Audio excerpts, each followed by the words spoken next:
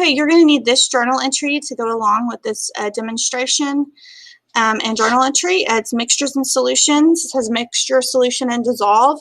And what I'll do is I'm going to go through the activity or the demonstration and kind of explain what a mixture is, what a solution is, and what dissolve means.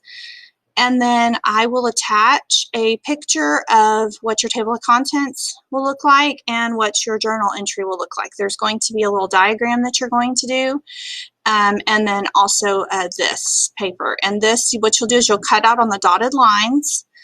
So what you'll end up having is 3 flaps. So in your journal, it's going to look like this. Like I said, I'll attach a picture of it so you can see what the diagram needs to look like and what the journal entry looks like, but just so that you know that it becomes little flaps. So you'll leave this piece attached, okay, so that you can write underneath the flaps. Okay, so what I have here is I have a container with just some regular old tap water, just regular water out of the faucet, and I'm going to add some sand to it. Okay, so I added a little bit of sand, add a little bit more. I'm going to go ahead and put the lid on it tight and shake it up. Okay, now a mixture is a combination of 2 or more substances. Okay, in this case, I created a mixture using water and sand. Okay, now there are special types of mixtures called solutions.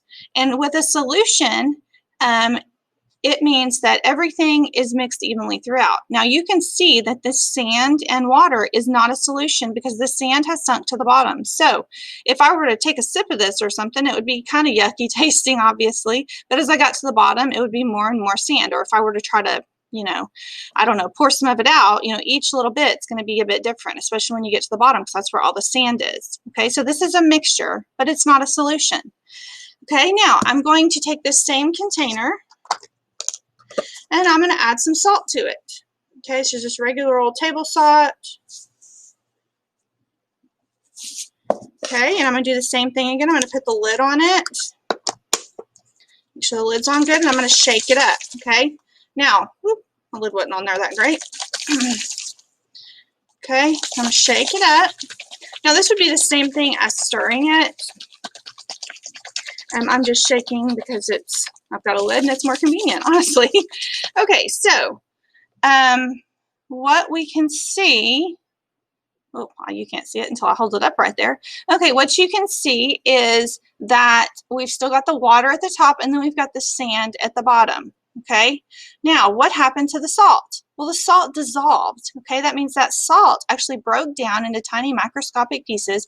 It broke down so small that it became invisible to our eyes. Okay, and because it broke down, it's now mixed evenly throughout. So this is actually an example. This top part is an example of a solution.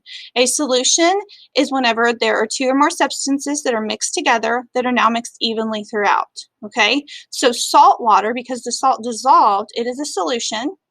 However, the salt water and the sand, or water and sand, are a mixture, but they're not a solution. Okay, something we're going to be looking at quite a bit is that mixtures, being a combination of 2 or more substances, they will either be a solution or they'll be not a solution. Okay, so we're going to be looking at some examples of mixtures and we'll be determining whether they're a solution or not a solution over the next couple of days. Okay, and that's part of what we're going through. So what you're going to do in your journal is you're going to be drawing a diagram of this. And remember, with a diagram in science, we use the ABCD format, meaning that it's accurate. For A, it's accurate, meaning it's correct. B means it's big, so it fills up the space we have. C means it's colorful, okay? And D meaning it has detailed labels. Okay, and like I said, I'm going to attach an example of what yours should look like in your journal, and I'll attach a table of the contents and all that stuff so you know exactly what to write.